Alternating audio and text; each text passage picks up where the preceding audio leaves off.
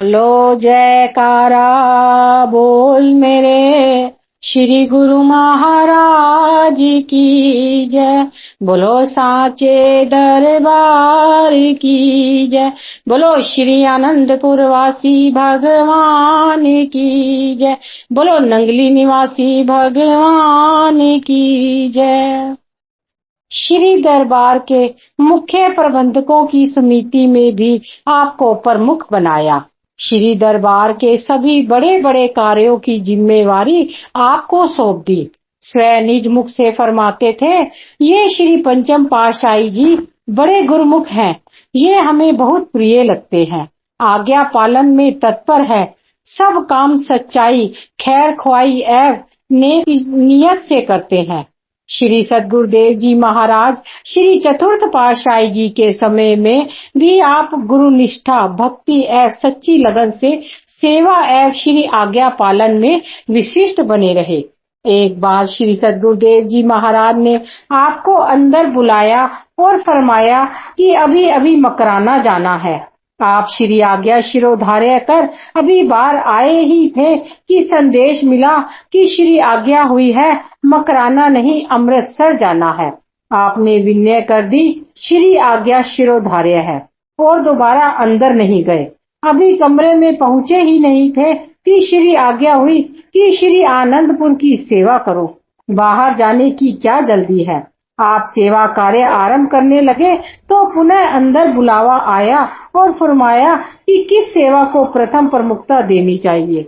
यह आपको सोचना था। आपने विनय की, स्वामी जी भूल हो गई, अब किस सेवा को प्रथम करना है आज्ञा दे। श्री वचन हुए कि पूर्णता इसी का नाम है।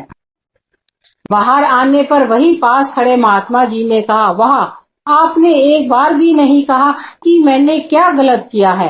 आपने फरमाया, गलत सही तो श्री गुरु महाराज जी ही जानते हैं, हमने अपना कर्तव्य निभाना है। कितनी महानता एवं रहस्य भरा है इसमें, साधारण जीव नहीं जान सकता। देखने व सुनने में चाहे ये बातें भले ही छोटी बड़ी मालूम होती हो, परंतु इन्हीं के अंदर सत्यता के गहरे रहस्य छिपे होते हैं। श्री गुरु आज्ञा पालन में यह प्रमाण आपकी महानता का प्रतीक है।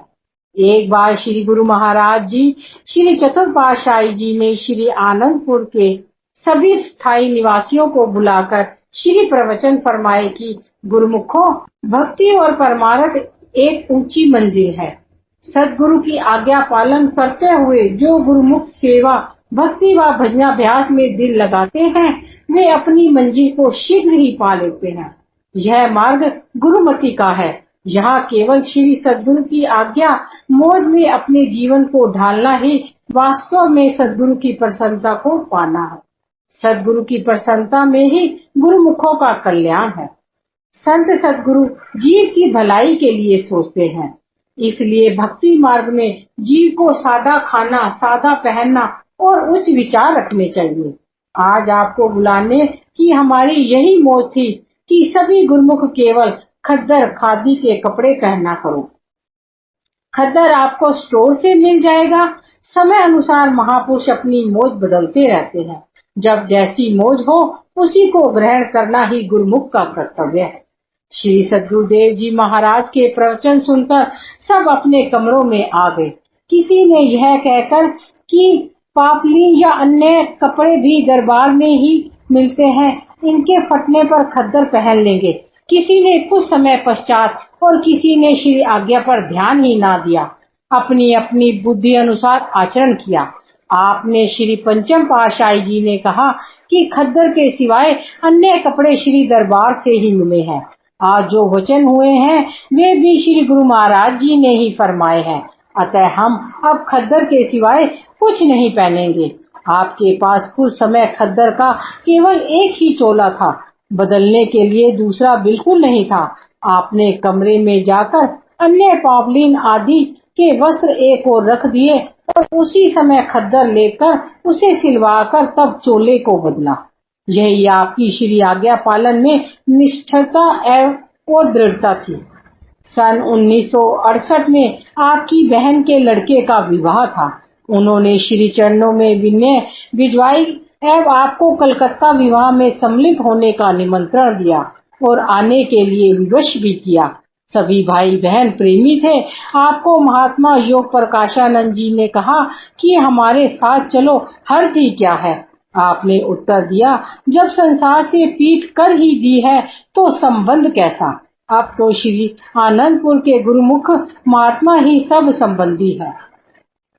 श्री श्री 108 श्री चतुर पातशाही जी ने आपको फरमाया कि आप इस काम को पूरा करके आ जाओ। श्री आज्ञा शिरोधार्य कर आप कलकत्ता चले गए। वहां एक अलग कमरे में विराजित हो भजन ध्यान में बैठे रहते। आपने सभी संबंधियों को दिन में एक बार मत्था टेकने की आज्ञा दी। आपने कहा कि यहाँ हमारा दिल नहीं लग रहा, आप कार्य संपन्न कर शीघ्र ही आनंदपुर लौट आए। श्री श्री 108 श्री चतुर पातशाही जी ने श्री आनंदपुर दरबार की सुचारू व्यवस्था के लिए एक प्रबंधक समिति बनाई।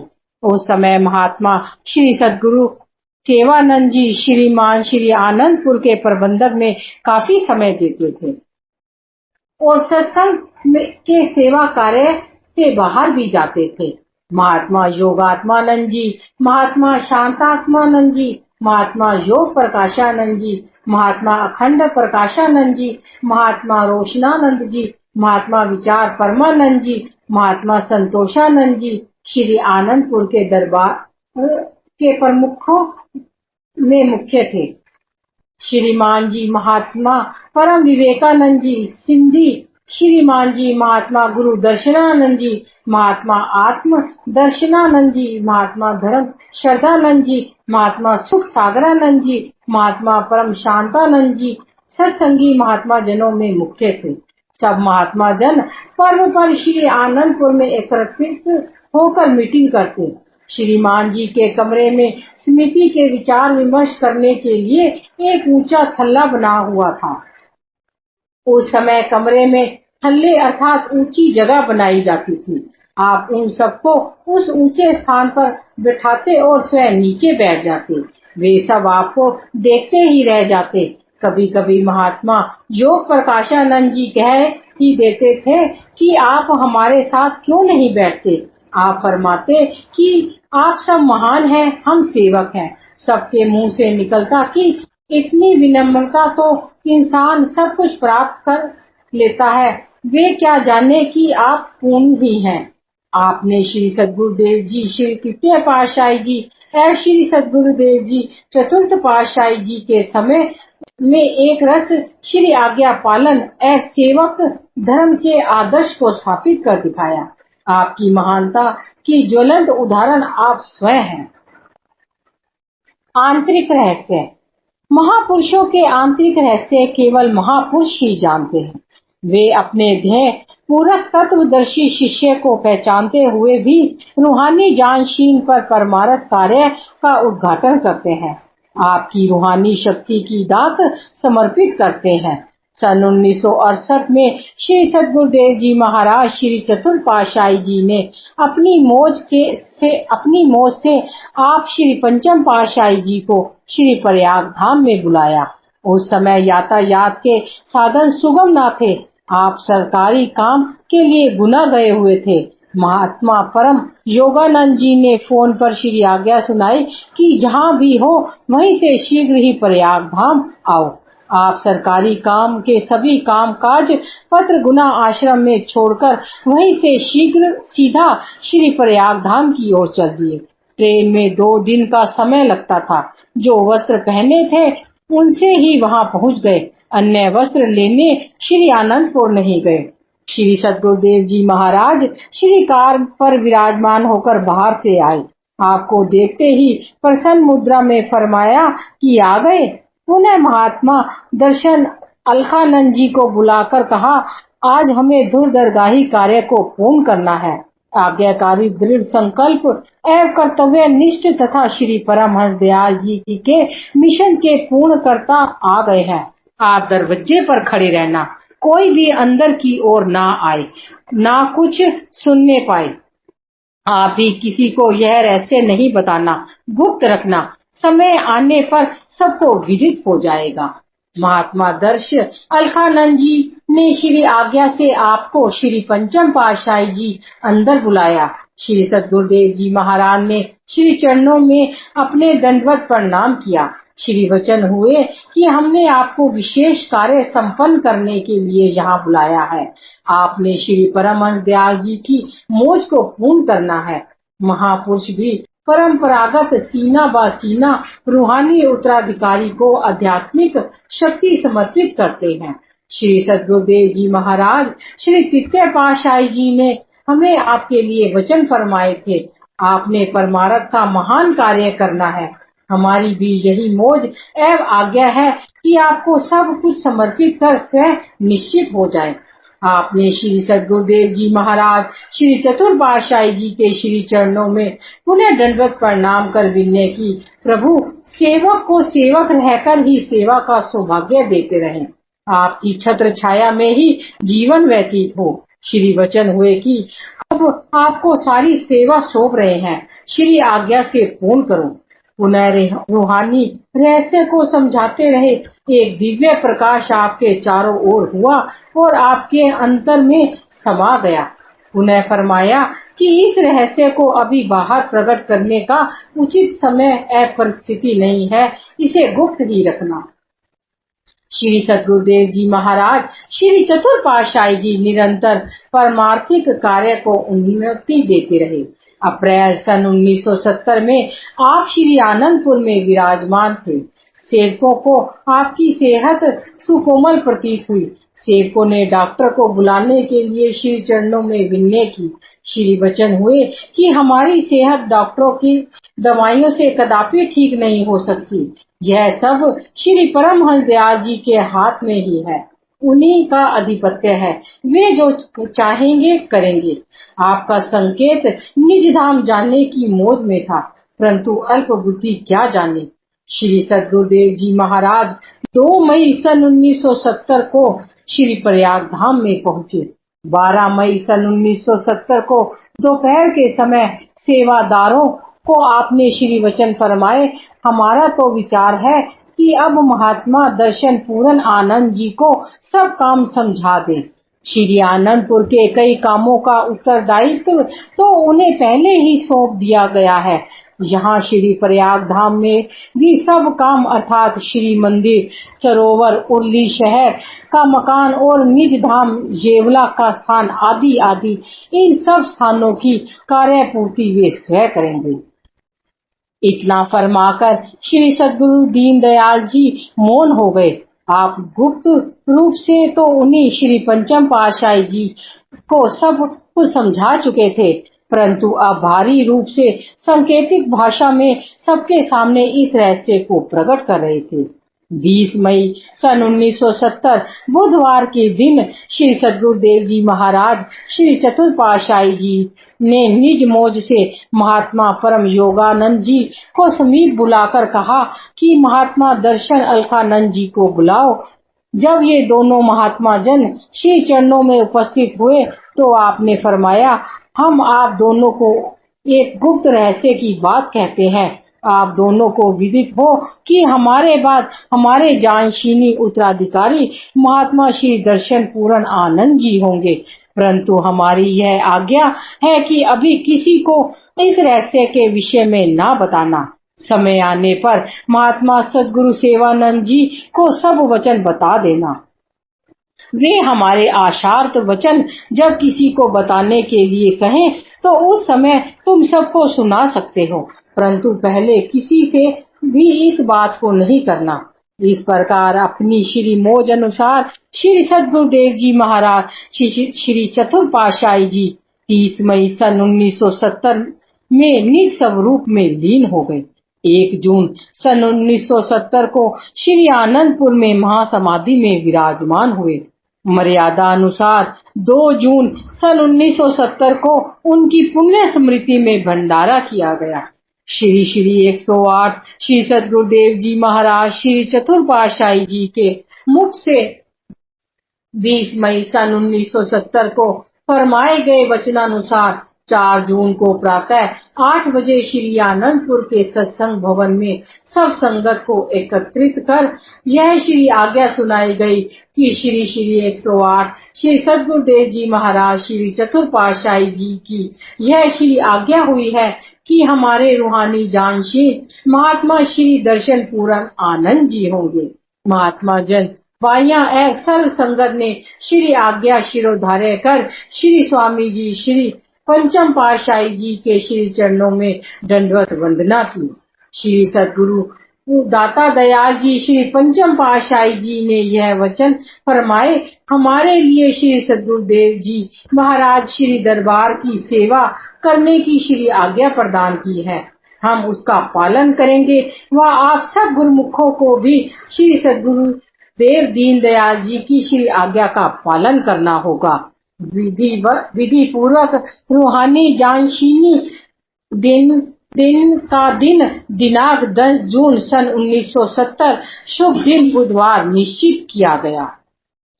रूहानी जानशीनी श्री श्री 108 श्री सद्गुरुदेव जी महाराज श्री चतुर्पाशाही जी की श्री आज्ञा को शिरोधार्य करते हुए दिनांक 10 जून सन 1970 तदनुसार 28 ज्येष्ठ संवत 27 विधि बुधवार के शुभ दिन श्री श्री 108 श्री स्वामी दर्शन पूरन आनंद जी महाराज श्री पंचम पातशाही जी के स्वरूप में रूहानी राज सिंहासन पर विराजमान हुए।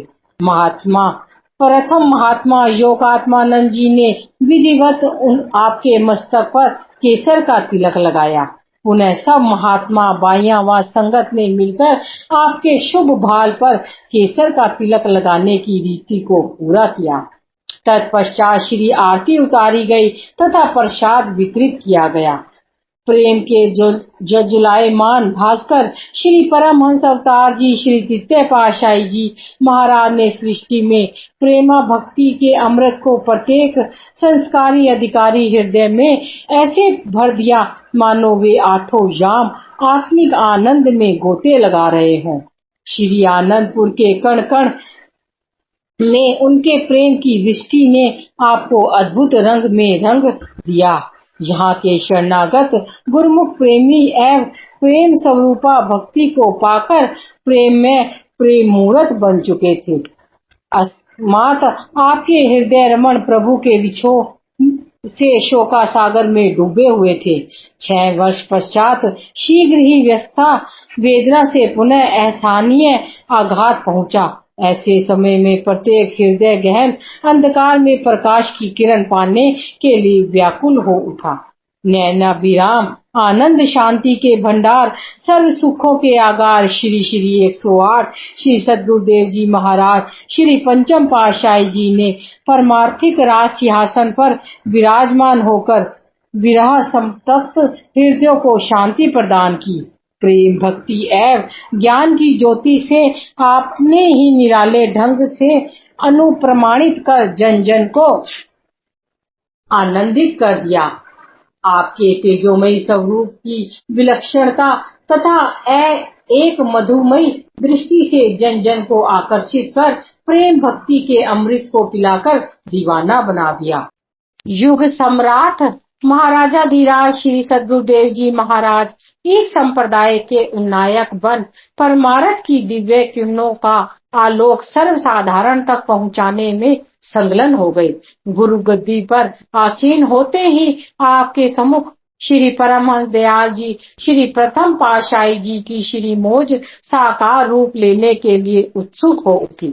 परमार्थ का कार्य महान भक्ति के पुष्पों का महकता उद्यान जन जन को सुगंधित करे और विश्व में नाम शब्द की धुन बज उठे। स्थान स्थान पर सत्संग आश्रम बनकर मानव जन्म के ध्येय को पाने की चेतना का संचार हो। प्रेम भक्ति व नाम के दिव्य पुष्पों की सुगंधि से हर दिल महक उठे।